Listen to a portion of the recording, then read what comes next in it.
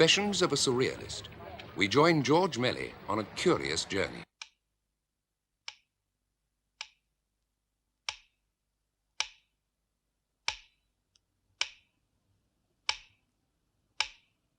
The marvelous is always beautiful. Anything marvelous is beautiful. In fact, only the marvelous is beautiful.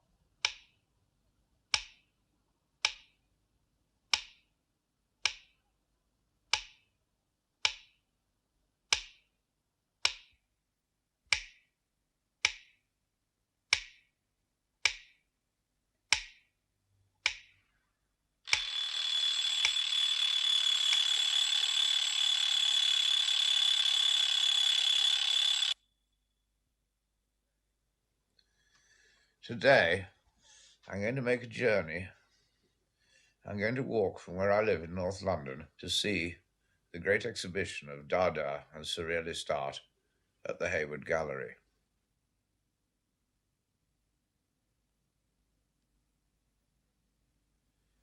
But I'm not going to see just an exhibition.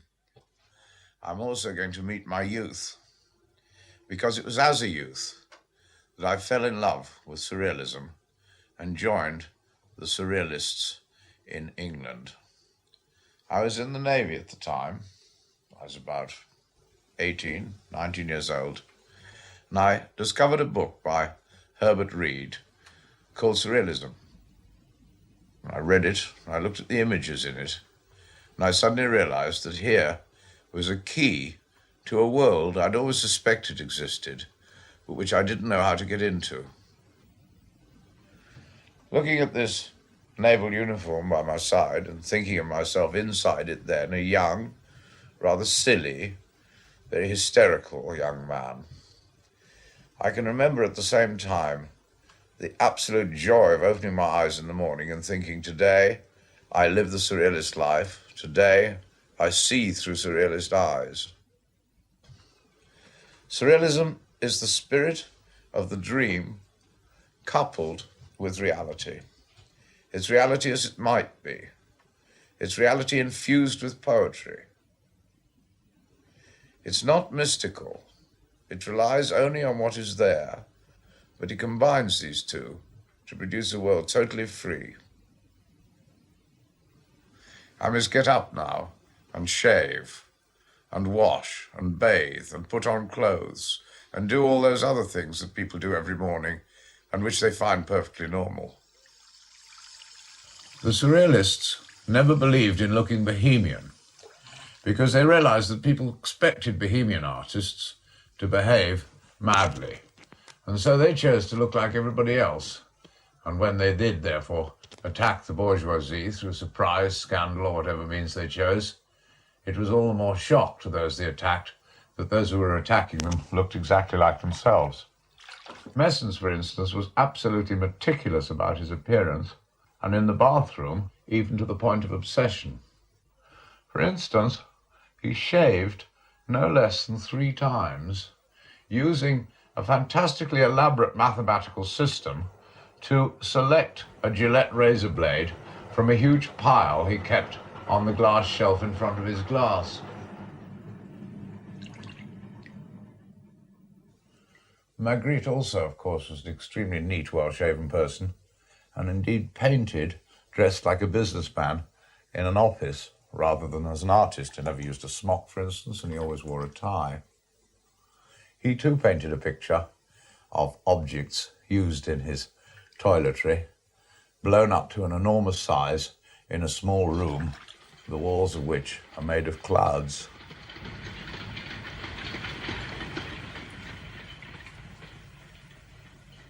All the people in that little train, which rattles along between Richmond and Broad Street, have already shaved. They're on their way to work. At least I presume most of them have shaved, except for those, of course, with beards. The thing that Marcel Duchamp, the Dadaist, did was to add a moustache to the Mona Lisa, and then about 40 years later, he reproduced the Mona Lisa without the moustache, called the Mona Lisa Shaved. And again, in Dalí and Buñuel's film, The Andalusian Dog, the opening shot shows somebody sharpening a razor on a balcony. A moon with the cloud passing in front of it and the razor passing through the eyeball of the girl. Horrifying image that. I remember once seeing it at a film society and a man said, "I can't watch this sort of thing. I play raga."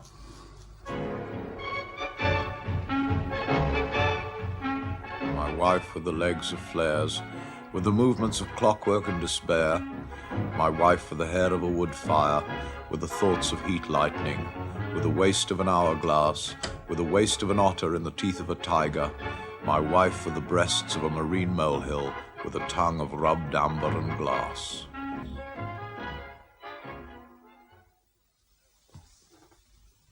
No, Salvador Dalí, I've decided not to wear your aphrodisiac jacket on my walk to the Hayward Gallery. It's quite a long way, and it would prove too difficult to avoid spilling the creme de menthe in its many little glasses, which I have carefully refilled one by one as per instructions. Anyway, I've no dead flies to float on the surface of each glass, although I've scoured the house for them. Oh, Dalí, what a genius you were. What a sad clown you have become.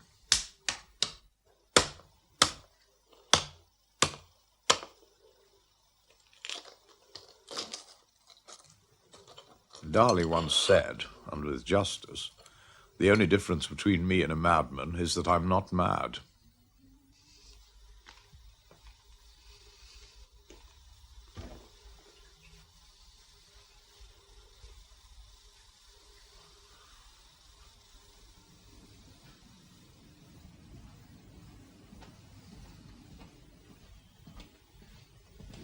On my walk, I shall bear in mind a directive from André Breton. Expect all good to come from an urge to wander out ready to meet anything. Marcel Duchamp, painter of nude descending a staircase, descending a staircase. What has always irritated me is that people still insist on thinking of surrealism as an artistic movement. Breton used to call it the artistic alibi. I remember him saying that surrealism is a new vice which should not be the prerogative of just a few men. Magritte used to live in a street not unlike this one. Oh, look, how strange. There's a dog rather like his.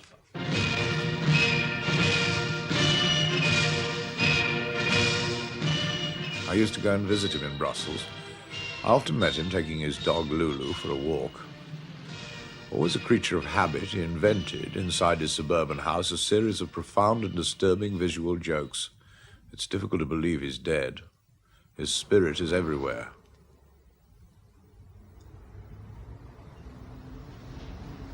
Magritte is dead.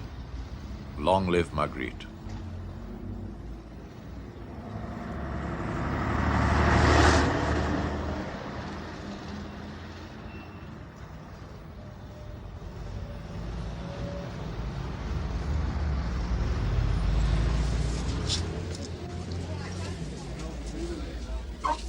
In my youth, I would, on whim, enter a telephone box, dial a number at random, and pass on to the perplexed subscriber a surrealist message. This struck me as a completely legitimate surrealist exercise.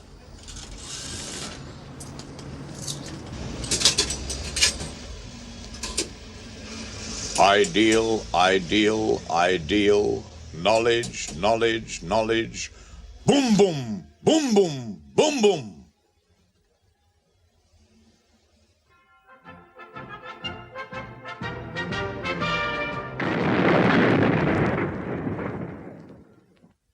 When Magritte died, the stones fell to the ground, the birds divorced their leaves, the breasts became blind, the tubers extinguished their flames, the pipe remembered its role, the words looked up what they meant in the dictionary, the ham closed its eye forever when Magritte died. I used to visit Mesens, the Belgian leader of the English Surrealists, every Saturday morning towards the end of his life. We often talked about his old friend, Magritte.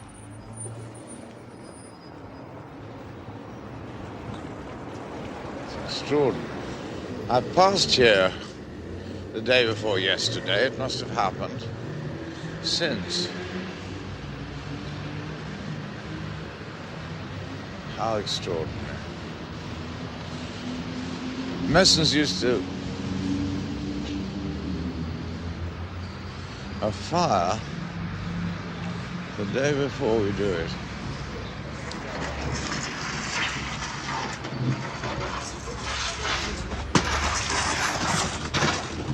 Excuse me. When did it happen, the fire, do you know? I think it was the day before yesterday. Thank you. Before last night. Well, it's an amazing mess. Amazing. Rather beautiful in a strange way. Funny enough, Edward had several pictures connected with fire.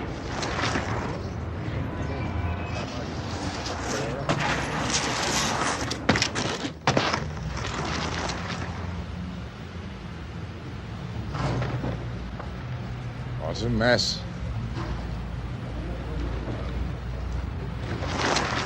It must have gone up like a Holocaust up the central. Well, it had an eerie effect on me because I arrived to make a film in what I believed to be a block of flats as I knew it, and suddenly found this charred thing, this charred remains. Very tragedy to see all these old ladies go out in nightshirts, freezing cold.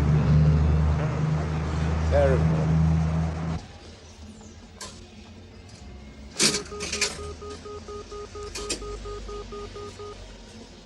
The stones are full of guts.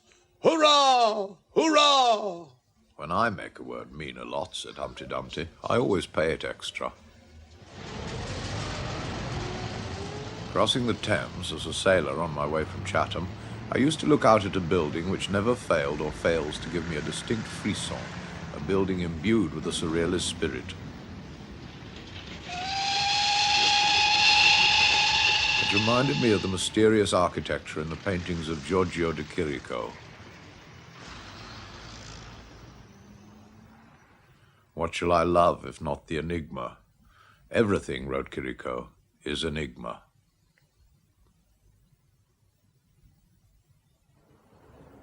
The mystery of the building is that the facade is only a shell, and that the entire structure is really a pumping station full of elaborate machinery of great, rather sinister beauty.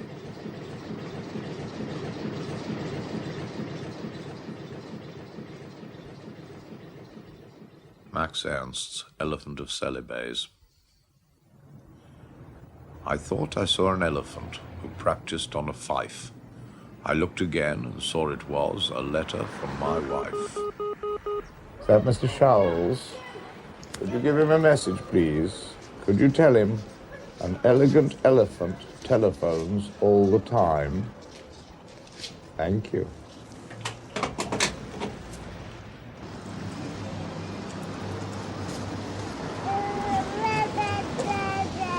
Ah, Dada, the father of Surrealism. The movement was named in Zurich in 1917 by opening a dictionary at random. It means something in every language. In French, a child's hobby horse. In English, an infantile sound. Its aims were nihilist. It cried, "Down with everything."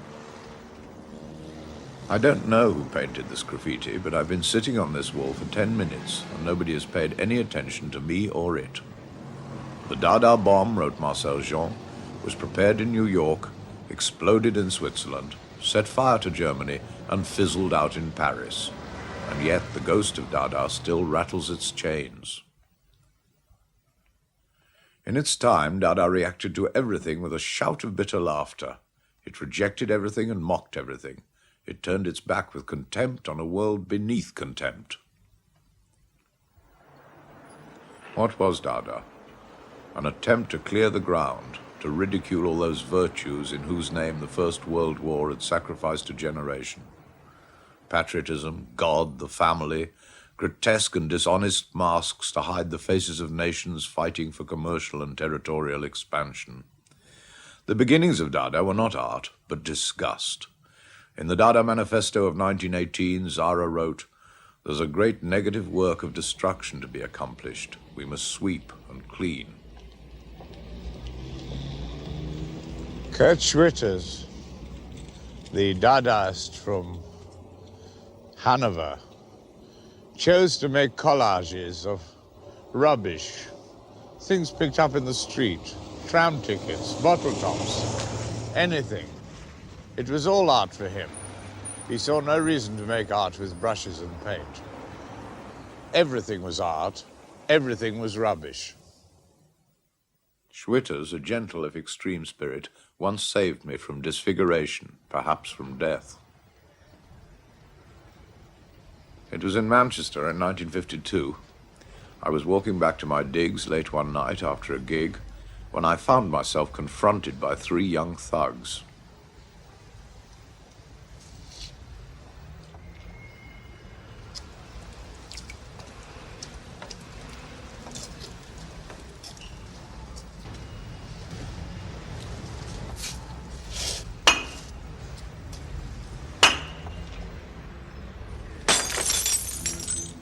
Fums bevertetse uperke. Fums bevertetse uperke. Fums bevertetse upergif. Some instinct told me to recite a Schwitters poem. Wee Rakatarinsicata, rakatarinsicata, rakatarinsicata. Fums bevertetse uperke. Fums bevertetse upergif. Wee.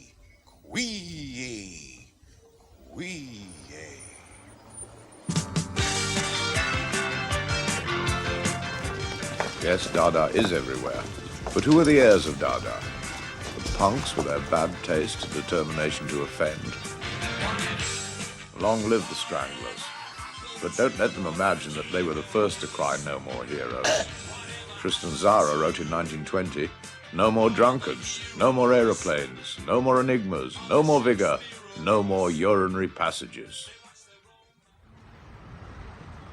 Unfortunately, Zara's abolition of urinary passages doesn't apply in my case. Indeed, it applies less and less with the passing years.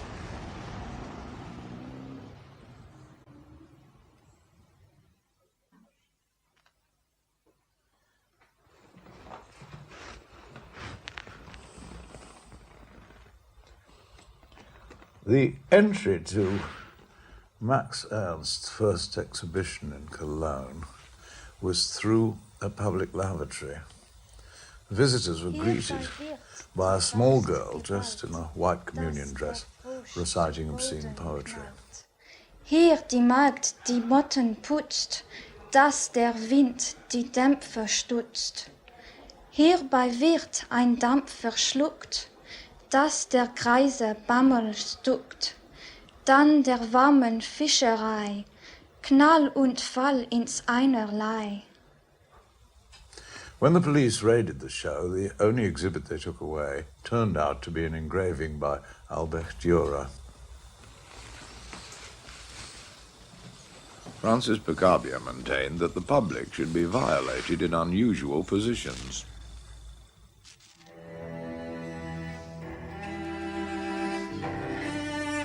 Marcel Duchamp was the first to sign manufactured objects as if they were works of art. This urinal has had the last laugh.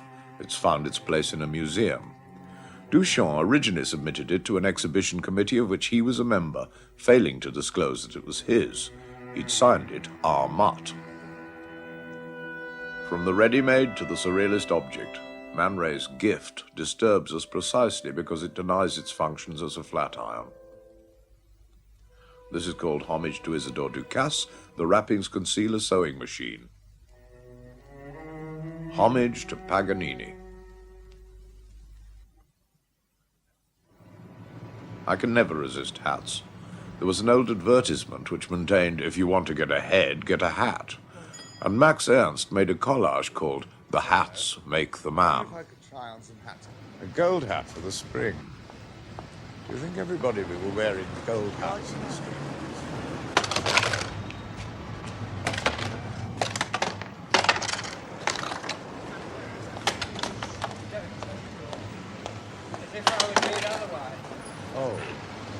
There's Robert Melville kicking a violin along the gutter, like Jack Brunius did in Buñuel's Large Door.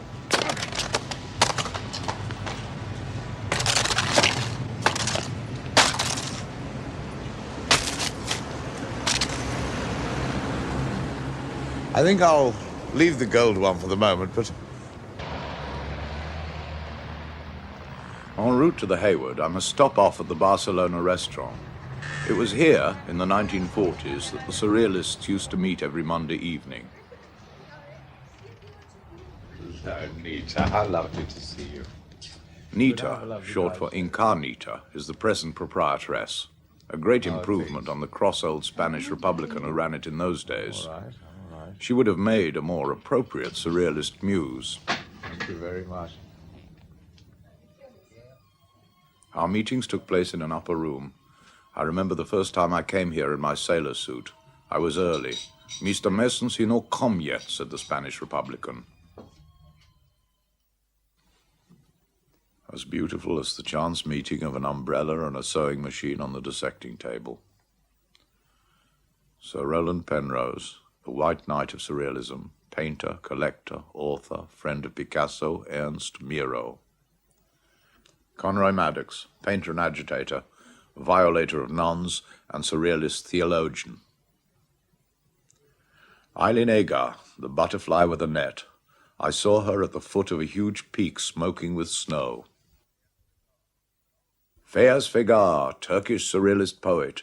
His laugh shatters the minarets and disturbs the Bosphorus. And Robert Melville, art critic, erotic art critic, author of erotic art, but isn't all art erotic, old friend? I cannot truthfully say exactly what was said and done that first evening, because I was a bit mad with excitement at being there at all. But I do remember that Mesens invited me to read my new poem. To gain access to the regions of convulsive beauty, throw a small coin into the wells of paranoid fur. You are advised to take with you an apple in lieu of your father's heavy sins, and an umbrella in case it should rain knives and forks. Somewhere in the garden, you will meet the somnambulist butterfly collector. He will show you the right way to the water tower. The Spanish Republican was less enthusiastic. He kicked us out. Over 30 years ago. But the Surrealist spirit lives on. Molly Parkin, the wet nurse of solitary pleasures. Her husband, the painter Patrick Hughes, the shepherd of the rainbows.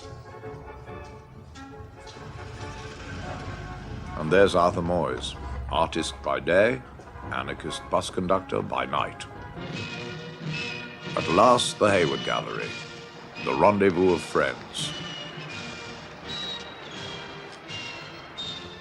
Beware of the period ahead. Already this world is cracking. Lightning smolders under the bowler hat. Mischief is brewing.